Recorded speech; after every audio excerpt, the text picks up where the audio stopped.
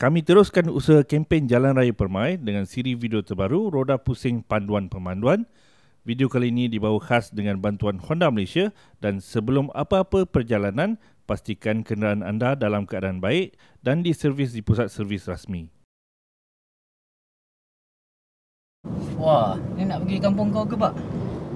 Ni jalan-jalan belakang sepak. Nak pergi ke arah Bangi kan? Awak ni ada taman semua. Tahu tak? Jalan-jalan kecil macam ni, kita punya jalan kampung, menurut rakan-rakan saya pelancong daripada luar negara, daripada Australia, Eropah, Amerika kan, kita punya jalan lah yang papan tanda paling banyak kat jalan kampung. Betul. Ada anak panah lah, ada sekolah lah, ada masjid lah, ada surau, semua ada. Tanda atas jalan, lepas tu jambatan pun ada yang anak panah macam tu tu. Kan? Apa tu malam ada lampu lip-lap lagi. Lip-lap, betul, yang anak panah bentuk apa, selekor. Tengok ni, anak panah selekor letak awas kawasan kemalangan. Tapi tetap kita punya rakyat Malaysia ni, pemandu Malaysia, dia tak berapa nak tengok semua persekitaran ni. Jalan menunu je kan. Itulah dia. Jadi apa yang patut kita perhatikan kalau jalan dalam keadaan macam ni? Jalan kat arah sini yang utama sekali, kita paling senang sekali, selain daripada signboard tu kan, itu nampak warna merah maknanya bahaya, papan tanda bahaya, okey. Kuning tu maknanya perlu beri perhatian, amaran, airways. Biru sebenarnya apa, jalan raya. Biru ke arah lah, tanda arah. Tanda arah. Ni awas kanak-kanak sekolah. Mana sekolahnya? Itulah dia, kita dekat kawasan pandu perlahan. Kita dekat kawasan kampung ataupun kawasan pedalaman yang kita tak kenal, kadang kita pun tak tahu kan, tak nampak betul mana sekolah. Sekolah kecil tu kecil je sekolahnya. Tapi tetap ada kanak-kanak melintas kan. Sebelah ada klinik desa, lepas tu ada tadika, lepas tu ada masjid. Lepas ni masjid pula. Kita pun tak perasan sangat kan. Jadi memang kena perhati papan tanda ni kan. Kalau tak sampai kat sini lah. Tanah kuburan. Kalau piramid dah jeng.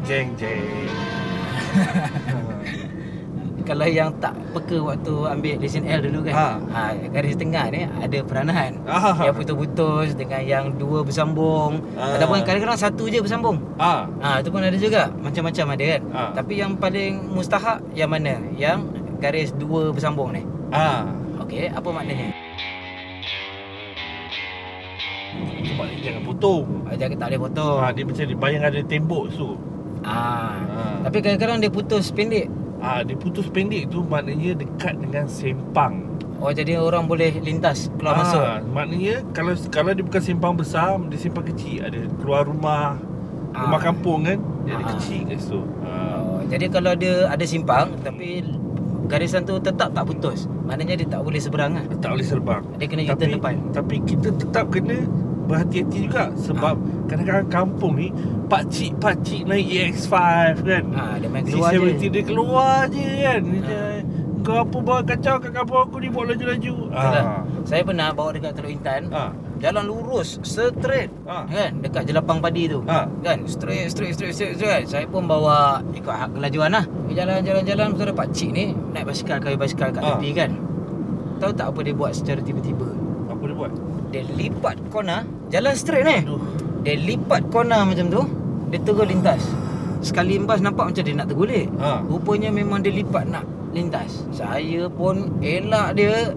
Saya belok ke kanan, lepas tu dah nak keluar terlajak belah sana pula. Nasib baik tak ada kereta datang. Saya pun balas balik ke kiri, nak pulang balik ke lorong saya kan. Kita pusing. Sudah habisnya berhenti dekat kawasan tanah, dekat tepi jalan ni. Kebetulan depan sekolah. Pakcik naik basikal tu dia berhenti tak?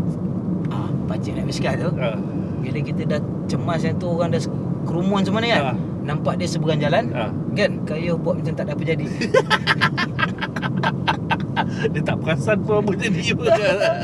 Agak dia perasan, tapi old timer kan, tak buat kan. Hai, budak-budak ni itulah, bawa lagi kau laju-laju kan.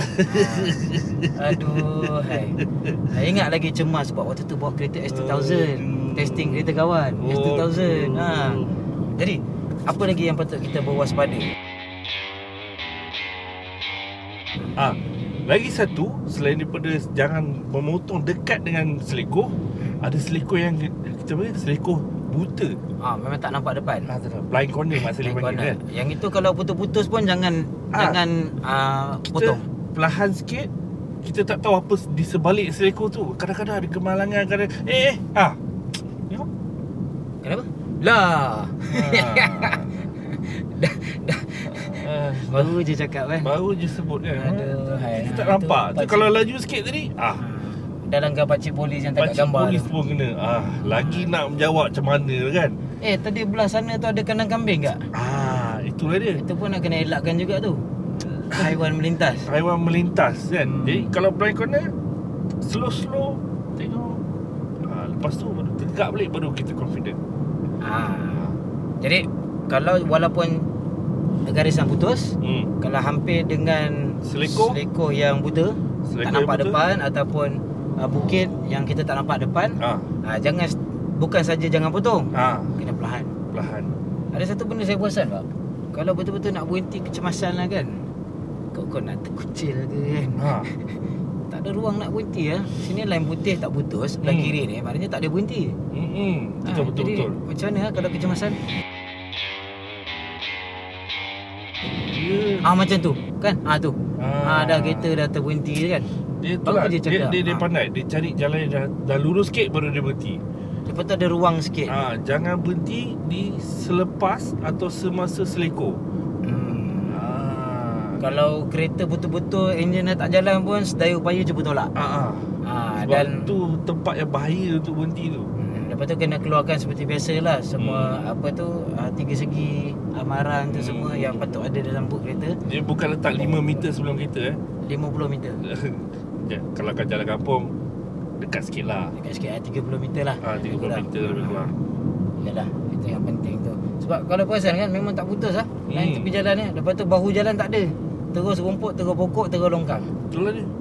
Bahaya kan? Lepas tu kadang-kadang kita tak nampak longkang tau tepi jalan ni. Betul juga. Dia rumput je kan. Tahu-tahu masuk terusan. Bukan setakat longkang. Saya sebab saya cakap daripada pengalaman. Tahu-tahu terjongkit je macam tu. Sekali tengok longkang tu dalam seperti ni.